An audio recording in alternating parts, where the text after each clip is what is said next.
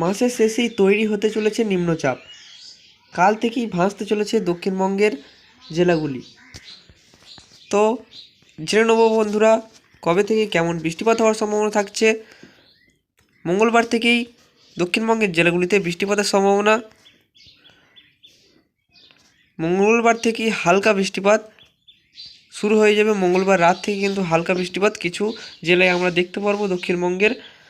তারপর বুধবার থেকেই কিছু জায়গায় কিন্তু ভারী বৃষ্টিপাতও সম্ভাবনা থাকছে।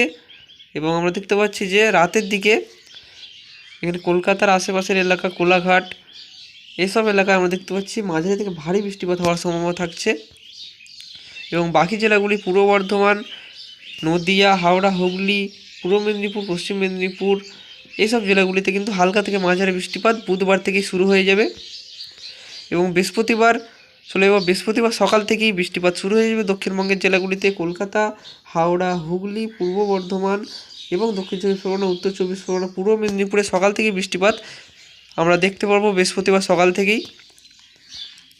তারপর দুপুর থেকে আমরা দেখতে পাচ্ছি যে বর্ধমানের দিক থেকে সরে এসে মেঘটি কিন্তু কলকাতা, হাওড়া এবং দক্ষিণ চব্বিশ পরগনা, উত্তর চব্বিশ পরগনা, পূর্ব মেদিনীপুর, পশ্চিম মেদিনীপুরের দিকে দুপুর থেকে বৃষ্টিপাত শুরু হয়ে যাবে।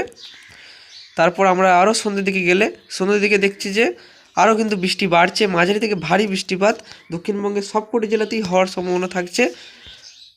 আমরা দেখছি রাতে কিন্তু আরও একটু বৃষ্টিপাত বাড়বে। রাতে আমরা দেখতে পাচ্ছি এখানে কলকাতা, হাওড়া, হুগলি এবং পূর্ব বর্ধমানের কিছু অংশে ভারী বৃষ্টিপাত হওয়ারও কিন্তু সম্ভাবনা থাকছে। এবং বজ্রবিদ্যুৎ সহ কিছু এলাকায় কিন্তু শিলাবৃষ্টি হওয়ারও সম্ভাবনা থাকবে। এবং আমরা চলে যাব এগিয়ে শুক্রবার আমরা সকালের দিকে দেখব। শুক্রবার সকালের দিকে আমরা মেঘলা আকাশ দেখতে পাচ্ছি। বেলা বাড়তি আবারও কিন্তু বৃষ্টি শুরু হয়ে যাবে। আমরা দুপুরের দিকে চলে যাব। শুক্রবার কিন্তু বৃষ্টির সম্ভাবনা থাকছে না, মেঘলা আকাশ থাকবে। কিন্তু আমরা শনিবার চলে যাব। শনিবার আমরা বিকেলের দিকে যেতেই কিন্তু আবারও বৃষ্টিপাত শুরু হয়ে যাবে। দেখতে পাচ্ছি তোমরা বৃষ্টিপাত কিন্তু আবারও শুরু হয়ে যাচ্ছে। দক্ষিণবঙ্গের সবকটি জেলাতেই বৃষ্টিপাত শুরু হয়েছে, হালকা থেকে মাঝারি বৃষ্টিপাত এবং বজ্র বিদ্যুৎ সহ বৃষ্টিপাতের পূর্বাভাস থাকছে। কিন্তু আমরা রবিবার চলে যাচ্ছি। রবিবার আমরা দেখতে পাচ্ছি বাংলাদেশের কিছু অংশ কিন্তু ভারী বৃষ্টিপাত হওয়ার সম্ভাবনা থাকছে। রাজশাহী এসব এলাকায়, ঢাকাতেও হালকা থেকে মাঝারি বৃষ্টিপাত রবিবার কিন্তু হওয়ার সম্ভাবনা থাকছে। এবং পশ্চিমবঙ্গের দিকটা কিন্তু আমরা দেখতে পাচ্ছি মালদা এবং মুর্শিদাবাদের কিছু অংশে হালকা থেকে মাঝারি বৃষ্টিপাত রবিবার সকাল থেকে শুরু হয়ে যাবে। এবং আমরা চলে গেছি দুপুরের দিকে হালকা বৃষ্টিপাত আমরা দেখতে পাচ্ছি পূর্ব বর্ধমান এবং নদিয়া, হাওড়া। আর রবিবার দুপুরে আমরা দেখতে পাচ্ছি এখানে হালকা বৃষ্টিপাত কিন্তু দক্ষিণবঙ্গের সবকটি জেলাতেই হবে এবং মেঘলা আকাশ থাকার সম্ভাবনা থাকছে। এবং সোমবার চলে যাবো আমরা। সোমবার আমরা দেখতে পাচ্ছি সোমবারের পর থেকে পরিষ্কার হয়ে যাচ্ছে আকাশ এবং বৃষ্টিপাতের সম্ভাবনা কিন্তু আর থাকছে না।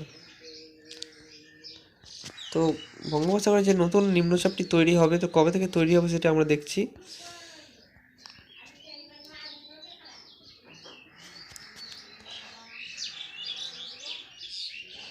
শুক্রবার 28 ফেব্রুয়ারি থেকে কিন্তু বঙ্গোপসাগরে এই নিম্নচাপটি তৈরি হবে।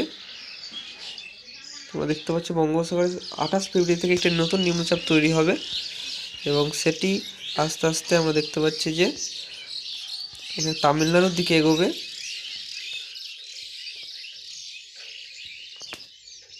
এবং আস্তে আস্তে আমরা দেখতে পাচ্ছি এখানে অন্ধ্রপ্রদেশ এবং উড়িষ্যার দিকে এগিয়ে চলেছে এই নিম্নচাপটি। এবং পশ্চিমবঙ্গের দিকেও আমরা দেখতে পাচ্ছি মেঘলা আকাশ হয়ে থাকবে। তো আমরা জেনে নেব যে বজ্রবিদ্যুৎ সহ কেমন বৃষ্টিপাত হওয়ার সম্ভাবনা থাকছে।